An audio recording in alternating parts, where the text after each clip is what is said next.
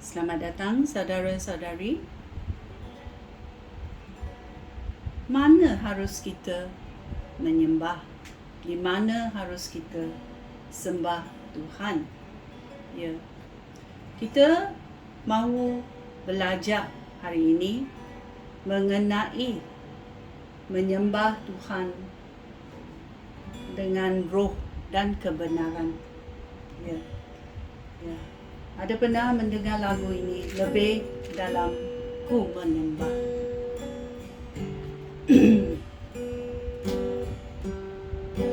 Sungguh besar setiamu,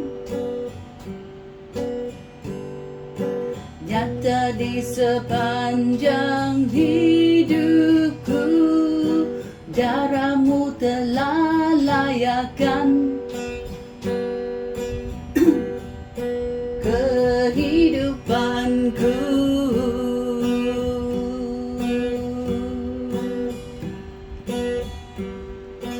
Tiada kata yang bisa lukiskan indahnya Kau Tuhan. Bagimu segala pujian dan kemuliaan.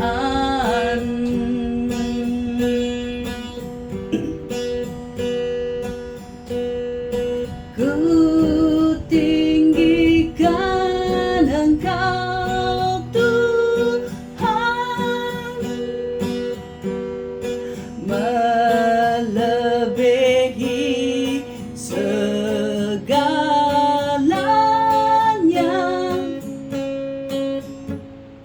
lebih dalam ku menyembah,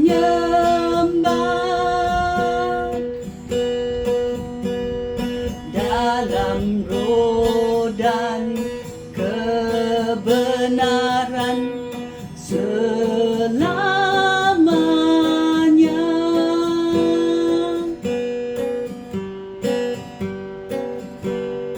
Ku tinggikan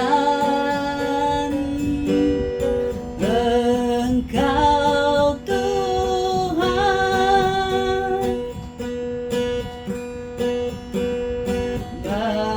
melebihi segalanya,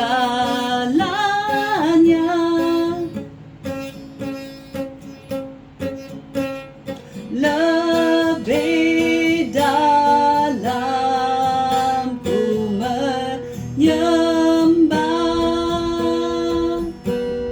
dalam roh dan kebenaran selamanya. Ku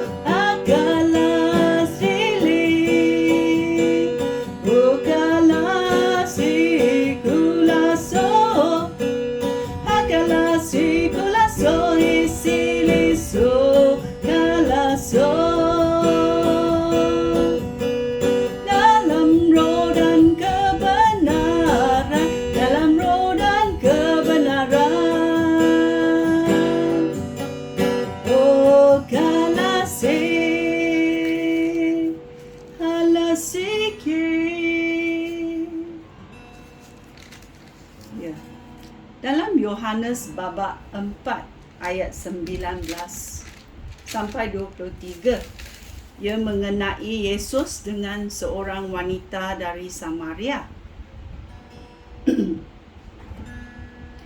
Wanita Samaria itu berkata, "Sekarang saya tahu bahawa Tuhan," iaitu Yesus, "adalah seorang nabi.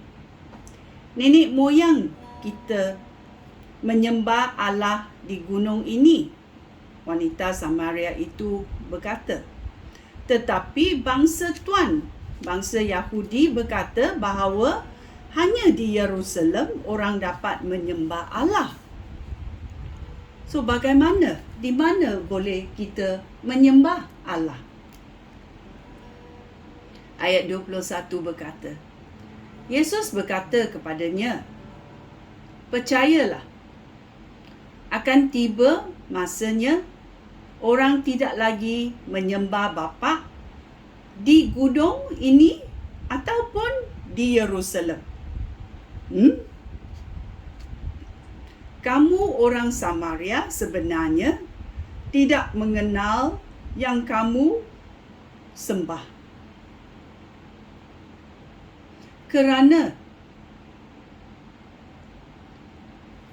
kamu orang Samaria sebenarnya tidak mengenal yang kamu sembah, tetapi kami, orang Yahudi, mengenal siapa yang kami sembah. Kerana penyelamatan datang daripada orang Yahudi." Yesus berkata, kerana Yesus juga seorang Yahudi, orang Yahudi. Masanya akan tiba, malah sudah tiba, apabila dengan roh Allah, dengan kuasa roh Allah, orang akan menyembah Bapa sebagai Allah yang sebenar, seperti yang dikehendaki oleh Bapa. Ya?